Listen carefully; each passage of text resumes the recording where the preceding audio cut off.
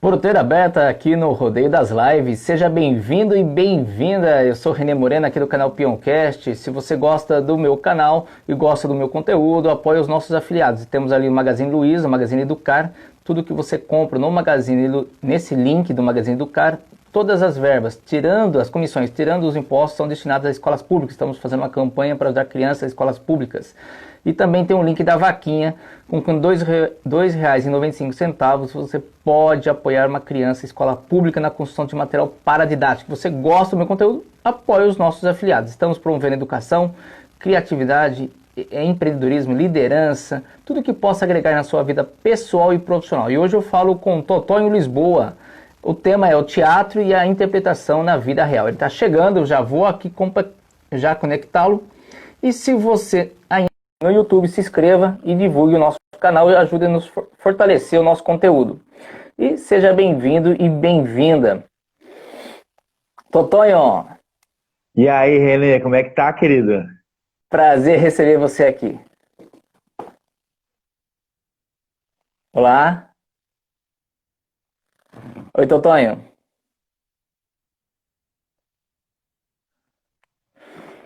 Oi, Totonho. Você estava me ouvindo?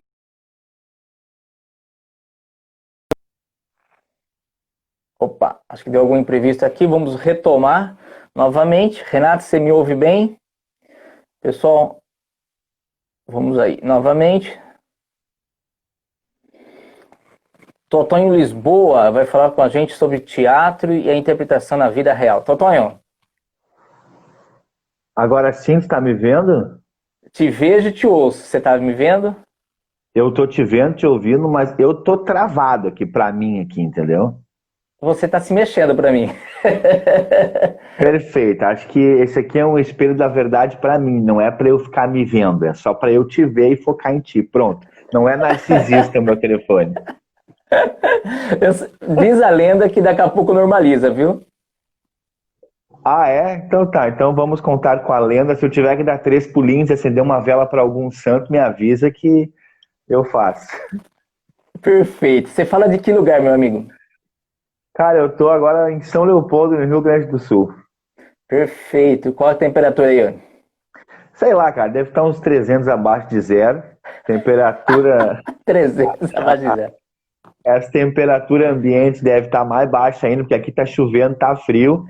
Meu E, pai. e a nossa estrutura do Rio Grande do Sul ela é favorável ao romance do inverno, mas não à realidade do inverno, entendeu? É muito legal o inverno gaúcho, mas não para quem tá aqui, entendeu? Vivendo aqui, Adorei. né?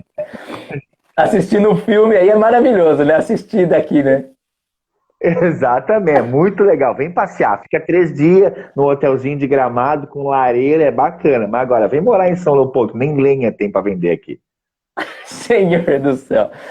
Bom, Todonho, eu fico feliz de receber você. Queria entender aonde que o teatro entrou na sua vida, qual foi o momento que aconteceu a conexão sua com a arte e trazer aí para o nosso tema depois qual é essa realidade teatro vida real. Seja bem-vindo, se apresente, o chapéu é seu. Cara, muito obrigado. É legal essa live assim num sábado pela manhã, às 10 horas da manhã. Eu acho legal isso, assim, é bacana porque já inicia o dia, né, numa perspectiva diferente com a própria internet, né? O teatro começou para mim, cara, de uma forma muito inusitada, quando eu estava na sexta série do antigo ensino fundamental, lembra? Agora já mudou tanto que eu já nem sei mais como é que funciona isso aí. Mas a professora, eu era aquele aluno cabeludo que ficava no fundão, que gostava de aprontar bastante. Nunca fui desrespeitoso, mas eu era muito imperativo, né? E, inclusive, isso me levou mais tarde a rever a questão da educação, porque ela não favorece a hiperatividade, né? Mas naquela época, lá em 96, 1996, pré-internet, isso aqui tudo era mato naquela época, entendeu? A professora de geografia, de história, de religião, a gente tinha aula de religião naquela época, ela me confrontou de uma forma muito elegante e sadia. Ela disse: te desafio a fazer o Jesus na nossa encenação de Páscoa. Aí eu disse: tu tá brincando? Tu vai me provocar e eu vou te responder. E aí eu fui lá, soltei meu cabelão loiro, cacheado, botei uma bata branca e, cara, interpretei Jesus caminhando entre os meus colegas ali naquela representação da Páscoa que se tinha. E eu fiz as pessoas se emocionarem. Naquele momento eu tive a anunciação, né? Ou eu seria padre ou eu seria ator. E eu descobri que eu era para ser ator. Fabuloso. E aí E foi numa provocação. Numa provocação da minha professora, porque ela via que eu tinha uma hiperatividade e acho que ela entendeu que ela deveria me desafiar para alguma coisa positiva. E foi nesse momento que eu descobri que o teatro era uma coisa que me interessava. Em 97 eu comecei a fazer cursos e estou aí. Desde então eu não parei nunca mais. O que mais você executa como ator, como artista, como algum produtor de arte, né? Um provocador da arte? Você mais em cima de palcos, mais produção, mais atuação? O que mais te encanta nesse universo?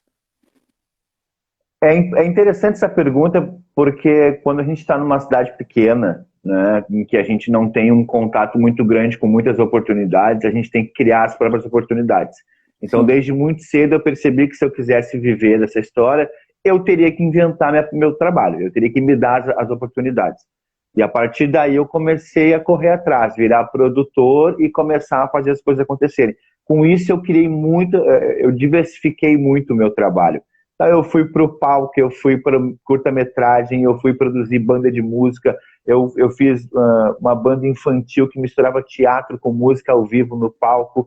Aí agora eu entrei para o stand-up, eu comecei a escrever, eu já ganhei prêmio de dramaturgia de texto, porque escrevia texto para os outros grupos. Espetáculo adulto, espetáculo infantil, espetáculo média, espetáculo contemporâneo, enfim, de tudo, assim, mas o meu grande forte foi sempre a comédia. Foi o lado que eu mais me sentia à vontade e é o lado que eu mais achava que tinha alguma coisa para passar para a humanidade, era através da comédia. Totonho, e quando você fala essa coisa de coisa para criança, cara, eu escrevo livro infantil, só não sei se a gente tinha falado sobre isso, né? E, enfim, tem umas histórias. Já produzi peça teatral também para criança, mas conta para mim a sua experiência sobre criança, cara. Como que eu sei que deve ter várias experiências marcantes, mas conta uma de criança que você fala que valeu a pena ter vivido, ter feito isso. Cara, foram duas experiências assim que mais me marcaram, sabe? Que elas mostram a beleza da pureza do pensamento infantil, assim. Uma delas foi um espetáculo que eu fazia, eu era ator de uma companhia, então não era uma produção minha, só era ator, né? E era um espetáculo que falava sobre a história do Rio Grande do Sul, foi bem legal e tal. E no final do espetáculo a gente foi receber as crianças para abraçar e tal. E naquele ímpeto eu perguntei, e aí, coisa boa, tu gostou? Ela falou, não. Não gostou? Ela falou assim, não gostei, achei chato, achei que vocês ficaram contando a história que eu já vi na escola, eu queria ter dado mais risada de outras coisas. Falei, olha que legal, né? A gente acha que está produzindo alguma coisa e a criança não mente, ela vai lá e fala na lata. E a outra versão do infantil foi um espetáculo que se chamava Música de Imaginar, que era onde, junto com o parceiro Fred Bessa, a gente colocou no palco uma banda tocando ao vivo e tinha uma encenação.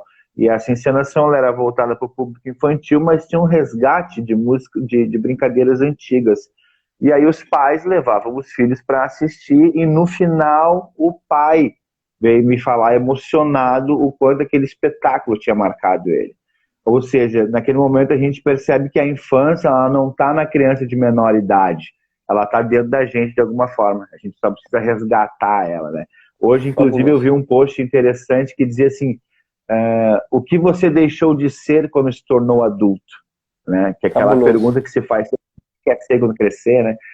E aí, isso é interessante, o quanto a criança está dentro da gente, a gente acaba não resgatando ela, e eu resgatei em alguém com espetáculo infantil, e eu achei ótimo, cheguei no meu objetivo. Você fez uma colocação, essa semana eu falei com uma profissional de literatura, que ela tem um local para leitura para criança, enfim, fantástico. E como eu escrevo livro infantil, enfim, eu entrei no segmento por acidente, eu contei a minha infância e tal, eu comecei a falar para ela, né, que o meu livro era para tal idade. E ela falou, René, não existe livro para idade. E eu fiquei tão feliz porque ela tem autoridade, ela tem muito histórico, doutora em tudo que você imagina, aí ela tem um currículo maravilhoso. A hora que ela falou, eu tirou um peso da minha consciência, eu falei assim, porque às vezes eu quero ler um livro infantil, mas eu me sinto velho, aí entra aquela crítica externa das pessoas e da gente mesmo, né? Esse livro é para criança. Ela falou, não tem essa coisa de criança e idade. Eu acho que tem muito a ver com essa sua fala que você acabou de falar em relacionado a isso. O que vem somar que nós estamos no caminho certo. Até que digam o contrário, a gente está indo bem. Alice no País das Maravilhas é um ótimo exemplo disso. Que é um livro que nasceu para as filhas do autor, né? Que nasceu para crianças, mas que hoje tu vê no cinema dirigido pelo Tim Burton, entendeu? Voltado para o público adulto. Ou seja, a maneira como tu coloca a história, a maneira como tu conta aquela história, os realces que tu dá para a história, elas modulam através das idades, entendeu? Tu vai pontuar uma ou outra coisa para os menores, para os maiores, para os mais velhos ainda, enfim. Eu acho que é aí que está o grande segredo, e não no formato da história em si. Né? Eu vou fazer uma pergunta, assim, até para ter uma concepção da sua região e a sua visão também. Eu vejo que você tem um tato mais empreendedor, além de ser artista, né, ser um cara que cria, mas você tem um tato empreendedor, você fazer acontecer, que muitos artistas não têm, são mais executores, né, e não conseguem se sobreviver. Eu vejo que você pelo menos está tentando jogar o jogo para se sobreviver no jogo, né? Qual vai ser a realidade da nossa cultura ou da nossa arte pós esse momento, já que o Circo de Solé agora mandou mais de 3.000 pessoas embora, abriu falência, não decretou falência em termos de falar, estamos falidos, mas já os espetáculos foram cancelados, falando Circo de Solé como referência, né? As pequenas produções também estão sofrendo, principalmente nessa fase. Como se reinventar num modelo igual você, como artista, que vive da arte, vive de sala cheia, de palco cheio, né? Precisa ter esse fluxo, esse segmento. O que você consegue visualizar? Não que você tenha que ter bola de cristal e adivinhar, mas o que você vê? O que você acha? René, eu prefiro te responder quais são os próximos números da Mega Sena, pode ser? Por favor, diga que eu vou anotar. Meu Deus, é mais fácil falar isso? É mais fácil. Cara, porque é muito complicado, porque a gente não tem um distanciamento racional do que está acontecendo. É muito complicado ter isso. A gente está muito envolvido, está no meio do turbilhão. A gente vai conseguir olhar de fora daqui a 1 ano, 2, e vai tentar entender mais ou menos o que aconteceu, se a gente fez certo ou errado. Algumas coisas a gente já sabe, né? O Circo de Soleil é um bom exemplo, porque o Circo de Soleil ele teve um problema administrativo depois que ele foi vendido para corporações. Quando ele saiu das mãos dos artistas e passou a ser gerido por um grupo de acionistas, por exemplo, ele tomou um outro viés, entendeu? Então claro, ele nunca deixou de ser artístico, mas ele não tinha a alma artista. A alma então, foi afetada. Ali ele teve problemas. A gente começa a perceber que, primeiro passo, não te baseie no que foi. Né? É importante tu não achar que tu vai acabar a pandemia e vai lotar uma casa de shows, porque tu não vai, entendeu? Mesmo que as autoridades sanitárias liberem, o público talvez não vá querer, entendeu? Certo. Então, porque a gente está ressabiado, né? Como é que eu vou entrar numa sala fechada com mais 500 pessoas? Eu vou me sentir desconfortável. E eu que estou levando comédia, por exemplo, como é que a pessoa vai rir tensa? Talvez ela não dê risada, o meu espetáculo pode ser ruim, ou como é que eu vou levar um drama e aflorar o drama pessoal de cada pessoa? Então eu perdi a plateia mais uma vez. Acho que a primeira coisa agora é, vamos tentar olhar diferente para isso. Né? Tá. Segundo é a interação. Como que a interação está vivendo agora? Né? Como que a gente vai conseguir patrocinar um espetáculo que vai ter que manter a mesma técnica, porque para eu produzir um espetáculo eu tenho iluminador, o cara do som, o cara do transporte, o cara do palco, o cara do cenário, o cara do figurino, os atores, o maquiador. Eu não posso tirar essa gente.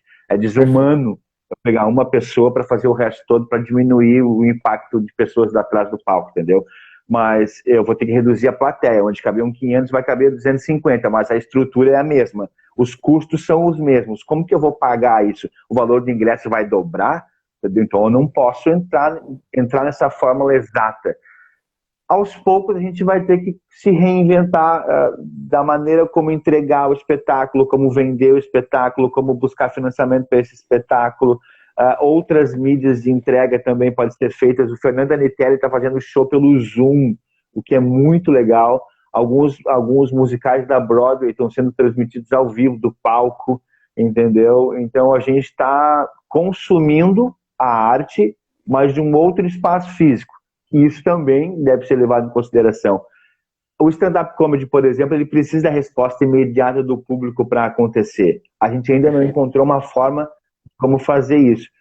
Então, talvez eu tenha respondido sem responder nada, né? Porque eu também não sei para mim como vai ser. Eu quis provocar você igual a professora lá na sexta série para ver o que ia, né, para ver o que ia sair, né? Porque a verdade é complexo, a gente sabe disso, existe um caminho que a gente nunca passou, né? Então a gente está aprendendo junto, se adaptando junto. Você sabe que as lives aqui nasceram quando as professoras me falaram: René, as crianças vão ficar em casa com os pais. Elas vão, né, a escola fica fechada. Aí surgiu a ideia: eu vou contar história para as crianças, professor. O que você acha? Eu contar as histórias, né? E as crianças não se interessaram. Quem se interessaram foram os adultos. Então, em vez de eu contar história, eu ia contar. Esse é o meu personagem, o Pulguinha. Aí eu ia contar a história para a criança. Aí acabou acontecendo os adultos. E hoje eu já passei de 190 lives fazendo essa geração de conteúdo diverso. Então virou um talk show do peão, que é onde eu falo e interajo com pessoas diferentes. Mas o que eu quero dizer aqui para você é que a gente não tem o certo. Você tem que começar igual a bicicleta, andar. Mesmo se esteja na estrada ruim, você tem que estar mantendo o equilíbrio, você tem que estar em movimento. E no meio do caminho você vai se adaptar dentro de uma realidade que aparentemente pode ser viável, vamos dizer assim. Porque monetizar, fazer as coisas ainda não está acontecendo, mas a gente está mantendo a cabeça saudável, pelo menos, na minha concepção, né? Sim, é verdade. Eu estou num projeto legal, por exemplo, toda semana eu entrego um texto de podcast, entendeu? Perfeito. Ele não é remunerado, mas ele é um exercício para minha sanidade, sabe? Então eu tenho um estúdio caseiro que serve para eu poder explorar, justamente para eu não ter que contar com uma terceirização, né? Então ele está sendo executado justamente para isso, para eu manter essa sanidade. Então toda semana eu tenho o compromisso de entregar um material de humor para podcast, tá? Para uma rádio web, enfim, né? Que acontece. Então isso é muito importante para não perder o ritmo.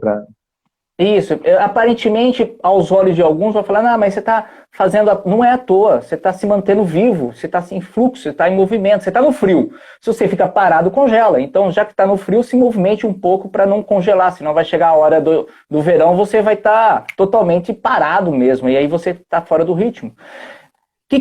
Dá para ser feito alguma coisa do que você produz aqui pra gente? Não sei, não combinei nada com você, mas tem alguma coisinha, uma palhinha de alguma ideia, só pra gente ficar com um gostinho, sei lá. Cara, não, porque não consigo. Porque ele tá fechado do universo, entendeu? Aí é um podcast bem legal, é Zona de Turbulência, é o nome da rádio, e aí são dois velhinhos querem escutar a rádio e não conseguem, então eu trago um pouco da vivência deles e depois eu entro com um texto de humor meu falando um pouco do que está acontecendo, assim, entendeu? Então, mas não da pandemia, morreu tantas pessoas, mas eu falo agora, por exemplo, deu para reparar o quanto morar em um condomínio residencial é desgastante, é quase absurdo, entendeu? Dividir parede com estranhos. A gente vai morar num condomínio residencial, é o mesmo que usar o Tinder. A gente vai cheio de expectativa, mas sempre acaba dormindo do lado de uma decepção, entende? Então, algumas assim, sabe, de como a pandemia nos afastou das pessoas que a gente ama, mas também nos afastou daquele cara que fazia crossfit há 3 semanas e já se achava o Arnold Schwarzenegger e ficava no espelho do elevador se namorando, sabe? Então, quer dizer, a gente cria essas realidades através do que a gente está vivendo e percebendo mais, né? Então, eu vou jogar no ar aqui. Quem sabe você me ajuda a criar alguma coisa. Nada acontece por acaso, o universo vai conspirando, não é verdade? Esse aqui é o meu primeiro livro. A Turma do Pulguinha. É baseado numa história de um garoto que quer ter o cavalo, o pai dele não dá, ele adestra um porco. Eu em cima do porquinho. Mas por que eu tô te contando? Porque a ideia ainda é criar conteúdo para 2 públicos, né? As crianças, né? Independente da idade, e talvez você com a sua ideia da produção, tal, quem sabe aqui nasce uma parceria, por que não, né? E eu quero fazer um programa no YouTube, ao vivo, de 2 horas, semanal, que, por exemplo, você entra, fica comigo 3 minutos, 5 minutos, um talk show, e você faz a sua arte. E eu sou o apresentador e vou interagindo com você. Aí entra alguém da banda, entra alguém da música, entra alguém da arte, da dança, mas tudo ali virtual, aí eu vou conduzindo. Mas enfim, tô juntando as pedras porque eu tenho falado com muita gente e a gente não sabe aonde a semente vai cair, onde vai ser fértil, né? No sentido de ideias e momento de cada um. Mas fica o convite, porque eu acho que você é um cara sangue bom, a gente pode estar fazendo junto alguma coisa à distância e revolucionar aí o mundo aí da educação e da cultura. Não. Ô, Renê, só tiro a distância, me leva pra aí, que eu sei que aí tem sol e tá quente, e aí já tá tudo certo. Ó, eu tô de manga. Eu tô de manga curta, filho. Tá calor. Tô de blusa. Que isso, cara? Me tira daqui, tá tudo certo. Eu faço 2 horas de live, não tem problema nenhum. Só me tira daqui. Rapaz, é desesperador esse negócio aí, né? Ô, meu irmão, e não para de chover, cara, que isso? Viu? Nem pra namorar o frio serve, né, cara? Essa é a verdade, né? Desculpa aí, não leva mal. Vamos falar, entendeu? Tá Vamos boa. fazer um fluxo. Porque não, vou ter que tirar a cirola, vou ter que tirar a cueca. Não. Deixa assim. Vamos assistir um 365 DNI na Netflix, tá tudo certo. Pior que é verdade. É bonito só no filme, olha lá ainda. Ô, Totonho, fala pra mim, cara. Projetos futuros, se você pudesse, o que ia sair nesse ano e acabou não saindo porque acabou mudando os planos, e o que vai sair, o que você tem em mente, esquecendo pandemia, que as coisas vão entrar normal, se Deus quiser, mais cedo ou mais tarde? Tá, o que estava acontecendo é que esse ano de 2020 eu tirei para investir na carreira de stand-up comedy. Né? Eu sou ator de formação, trabalho nisso há 23 anos, 22 anos, e agora eu queria virar... É isso, né? Profissão mesmo. Então agora eu queria exercer a função de stand-up comedy, comediante de stand-up. Estava indo tudo bem até entrar a pandemia, então teve que dar uma pausa e eu quero retomar isso assim que for possível.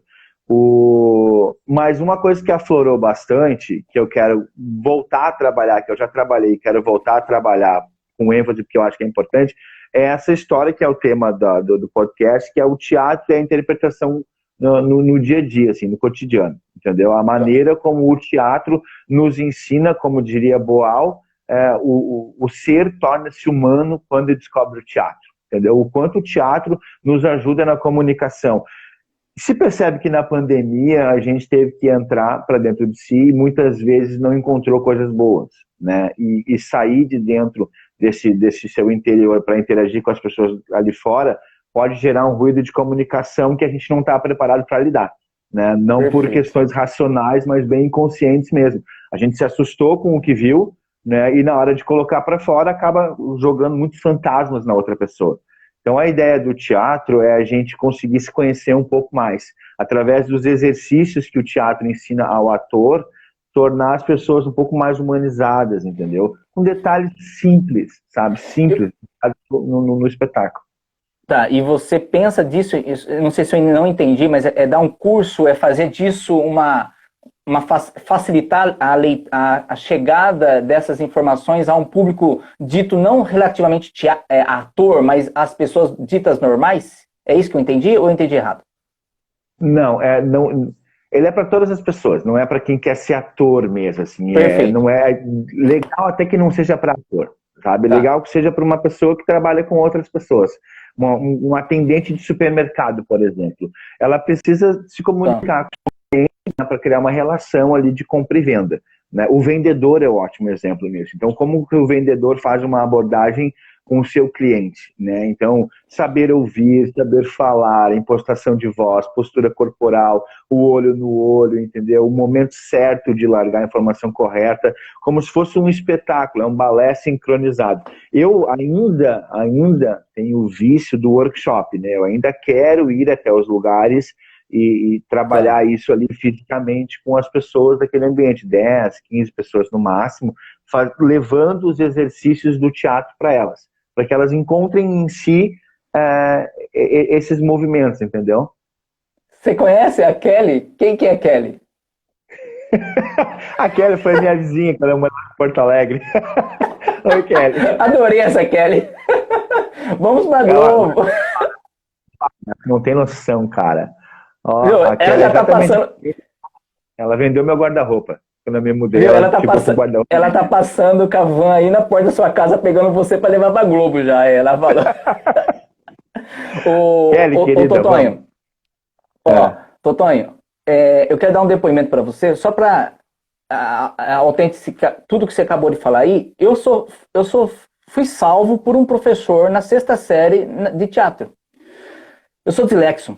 E aí, eu estudei 3 anos numa escola rural. E não por ter estudado na escola rural, mas por ter limitações, eu saí da escola muito mal. Eu chego na cidade, estudar a escola pública, mas ela já era mais avançada, vamos dizer assim. E um professor ele percebe as minhas limitações na escrita, na fala, e ele me deu a coleção Vagalume para eu ler. Mas eu não sabia ler, a dislexia, não sei se você sabe como funciona, até hoje é assim. Aí eu interpretava as figuras. E aí eu fui para o palco, na frente da sala, e eu apresentava o livro. Eu não fazia prova normal igual aos outros. Eu falo que esse professor me salvou, Antônio Bufo, porque ele me deu uma outra forma de expressar o meu conhecimento, que foi através da arte, né? Leitura corporal, a fala, e isso acabou me dando paixão pela comunicação. Então, eu acredito no que você está me falando, porque eu sou fruto de um aluno, né, tímido, com fala muito ruim, que a escrita até hoje é ruim, mas melhorou já. Mas a questão da dislexia é salvo pelo teatro, mas não pensando em formar um cara para artista, mas sim formar um cara, ajudar esse cara a viver. E acho que uma linha que você está falando ali, e eu queria dar eu acho que todo mundo deveria viver essa experiência. É exatamente isso, Renê, porque a gente tem muitas outras áreas da filosofia humana trabalham isso, entendeu? O PNL, a comunicação não violenta. Existem muitas áreas que trabalham só que de forma isolada cada ponto. O teatro, ele une todos eles. A maneira como tu caminha passa uma informação, a maneira como tu fala passa uma informação. A gente às vezes deixa de escutar o que o outro está falando porque a gente está pensando já na resposta. Muitas vezes a gente acaba achando que está sendo confrontado quando é exposto a uma crítica, algo assim. E a crítica, ela vem justamente para nos fazer crescer. Então, nos colocar como ouvinte. E o teatro traz isso. Quando tu está em cena, tu não pode atropelar o outro ator que está dando a fala com a tua fala, ou o público não recebe a informação correta. Então, o teatro te ensina a escutar mais, o teatro te ensina a olhar nos olhos. A gente tem a mania de não olhar mais nos olhos. A gente olha para baixo, olha para os lados, olha muito para a tela do celular, né, e esquece de fazer um contato visual, porque através desse contato a gente já estipula uma empatia. Empatia é algo que está muito embaixo também, que só em épocas de pandemia, épocas de catástrofe, a gente gosta de resgatar. E por que não resgatar no dia a dia? O meu irmão me ensinou uma coisa muito legal. No trânsito, alguém fez a conversão sem ligar o pisca, sem ligar a seta, e eu xinguei. E o meu irmão disse, cara, calma, talvez ele hoje tenha esquecido, entendeu? Não é que ele esqueça sempre. Então a gente traz uma memória emotiva e acaba atuando ela como se fosse uma verdade. E o teatro nos faz entender, filtrar, colocar os lugares nos seus lugares, saber se portar como se fosse uma apresentação mesmo, entendeu? Porque o ator, quando entra no palco, ele não pode voltar. Ele entra real, ele entra para trazer aquilo acontecer. E a vida é assim mesmo, né? O Chaplin dizia que não tem como ensaiar para viver, é um teatro sem ensaio, né? Vamos para frente. Então o teatro nos prepara muito para isso, né? Para a gente viver de uma forma mais verdadeira e conseguir atuar com as próprias verdades, com o roteiro que a gente cria, porque a gente cria o roteiro, né? Não dá para largar muito nas divindades, porque a gente acaba eximindo de uma culpa que muitas vezes é nossa. Fabuloso, Totonho. A Kelly está perguntando onde eu escrevo, estou precisando. Eu não entendi muito a pergunta dela. Se ela quer escrever aqui ou quer ela mandar escrever para você. Kelly, eu vou te dar o endereço da caixa postal, tá? Tu manda uma cartinha, São Leopoldo, caixa postal 25, tá? E aí a gente vai para... Tá, beleza? Ou no Telex, né? Telégrafo, no telégrafo, faz alguma coisa ali. Isso. Telégrafo é bom. É bom, né? Estou precisando, essa quarentena está acabando comigo. Kelly, Viu? Fala uma coisa para mim, Kelly. Responde uma coisa. Você fez quantas lives do início da quarentena até hoje. Tô perguntando, sabe por que eu tô perguntando isso? Porque muita gente não faz lives porque acha que é moda. Não é. Isso aqui é o canal de comunicação para a gente ir para um outro curso. Isso aqui é um pós-curso, é um aquecimento para a gente lapidar as ideias, para levar isso para um e-book, levar isso para um curso, porque aqui você erra. Aqui você pode interagir com pessoas diferentes, propostas diferentes e até falar coisas. Se você gravar 50 lives, eu garanto que daqui 50 lives você vai mudar o nome do seu curso na hora que você tiver com o número 51. Porque você vai ter concepções e ideias diferentes. Isso é legal. Muitas, estou muito feliz com a sua vida. Aqui, ó. Com Ela a vida limpa a casa todos os dias. Ela limpa a casa. É uma mulher feliz. Ô, René, isso é legal que tá falando, porque o Instagram, ele substituiu a televisão na questão do status do artista, né? E o Instagram, ele teve a fase do artista. Quando logo que ele foi criado e que gerou esse boom, que é o uso do Instagram, as pessoas queriam ser como os artistas, mostrar aquelas paisagens, as viagens com filtro, as melhores poses, né? Ser de plástico, basicamente, assim. Sim, né? sim. A fase já acabou. Agora a gente está numa fase mais humana, em que a verdade aparece. É a humanização do Instagram. Então, cara, entra, abre uma live, vai dar coisa errada, vai travar. Eu tô com meu vídeo travado aqui, entendeu? Eu nem sei eu te vejo muito bem. Eu nem sei como é que tá o meu fundo, se eu tô bem, se tá escuro. Outro dia, na live. O seu fundo tá ótimo. Ficou estranha essa frase, hein, cara? Foi porque eu tava vendo o vaso lá. Ficou estranha essa frase. Não, cara. Tudo bem, refaz. Só porque eu quis ir pro calor aí, tu acha que tu confundiu as coisas, René? Não, foi mal. Toma um chimarrão aí, toma um chá aí, vai. Mas uma coisa que aconteceu com o Fábio Porchat, acho que ele tava falando com o Boulos, né, que ele numa live, e do nada passa a mulher do Porchat por trás dele, abaixada, nua, saindo do banho. O Porchat é um cara de sucesso, conversando com um ex-candidato à presidência do Brasil, e do nada a mulher dele passa seminua e isso vira meme no Brasil inteiro. Quer dizer, é isso mesmo, nós somos humanos, nós erramos, e quanto mais a gente explorar esse lado, mais fácil a gente tem de encontrar o correto, digamos assim, ou aquilo que nos faz expressar da melhor forma o que a gente quer dizer, porque plastificar, até porque o plástico já está em baixa, né? Usar canudo, essas coisas já estão muito embaixo. Então, quanto mais orgânico e humano, melhor. Faça live, limpando a casa, faça live. Alguém vai gostar. Exato, e mais isso é o exercício que você faz com a sua mente de manter você ativo, de manter você em contato com pessoas, para que você saia desse momento de uma forma saudável. Totonho, já passamos dos 30 minutos, cara, que fabuloso escutar você falar. Adorei essa experiência. Queria que você fizesse uma linha de raciocínio para fechamento da sua mensagem, né, do teatro e a interpretação na vida real. E depois nós vamos para o quadro Somos Contadores de Histórias. Tá perfeito, René. Obrigado. A meia hora, quando passa rápido assim, é coisa boa, né? Cara, eu quero só dizer assim que através... vai ter muitos nomes. A gente vai encontrar muitos nomes para a mesma verdade, que é o seu estar bem, entendeu? A comunicação com o próximo. Desde os tempos das cavernas, a gente vem utilizando a arte para se comunicar e para se expressar.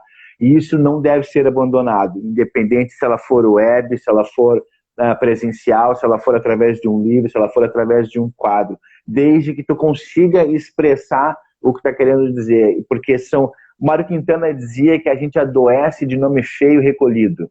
Então, não adoeça, coloque para fora, não crie verdades onde elas não estão. Quanto mais a gente se expressar, melhor a gente vai conseguir se encontrar nessa linha que se chama vida e que a gente, de fato, não conhece. E está tudo certo. Está tudo bem. Viva bem, só isso. Fabuloso, Totonho. Gente, um recado aí para vocês que estão acompanhando. Primeiro que, a hora que eu salvar essa live, lamentavelmente, os comentários somem. Isso é automático, tá? Vai lá pro IGTV ele vai apagar. Então a única coisa que eu peço a você, se você deixou um recado ali, uma pergunta para o Totonho, se você fez uma pergunta ou fez um comentário, um elogio, um reconhecimento para ele, vá lá no IGTV, escreva, por favor, para que ele possa ler, para ele possa conectar e ele possa ter uma interação com você. E não só nesse canal, mas em todos os canais, eu imagino que estão sendo deletadas as mensagens automaticamente. Então, só para título de informação, a gente não vai retornar, né, porque vai sumir os comentários e a gente não consegue acompanhar tudo. Totonho, 3 palavras aleatórias. Rede, janela, rio. Rede. Anota aí que você vai usar, hein? Janela. Rio. Rio. Anote as minhas 2. Guarda-roupa.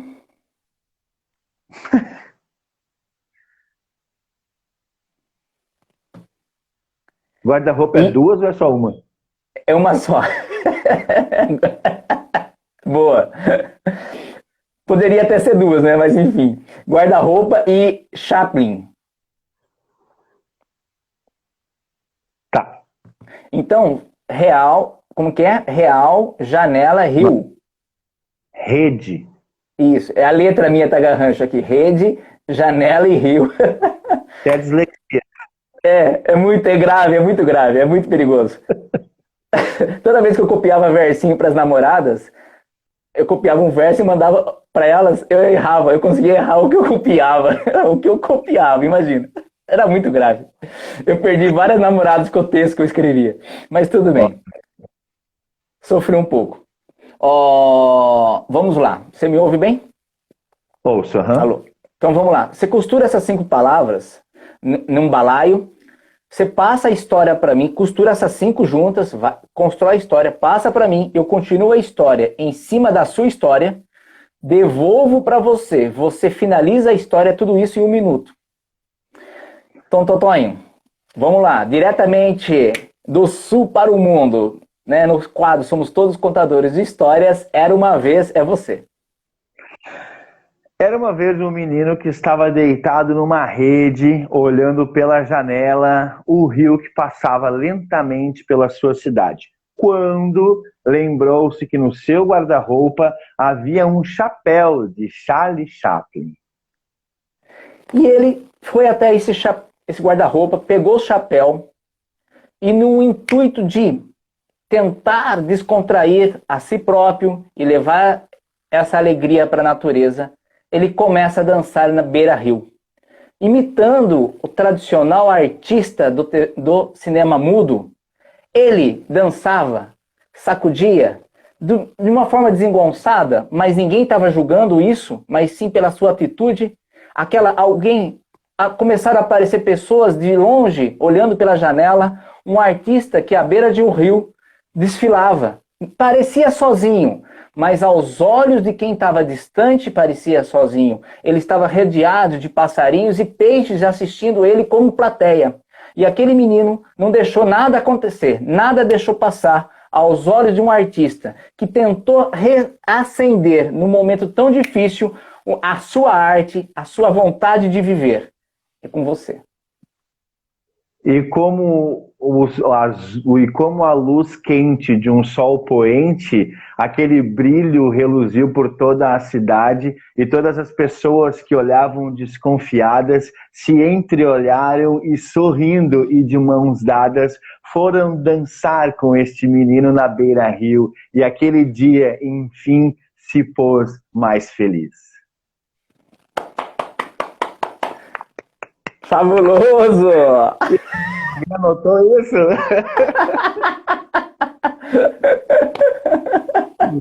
Tomara que sim, né? Totonho, eu fiquei muito feliz de receber você aqui e quero te receber outras oportunidades. Cara, estou à disposição, a hora que tu quiser me chama, de preferência num dia que tiver mais quente para a gente poder iluminar mais, para eu me aquecer melhor, mas cara, estou à disposição, achei mó barato, se eu puder contribuir mais, conta comigo. Saúde, pessoal, bom final de semana, foi uma honra estar com vocês. Beijo, fica com Deus.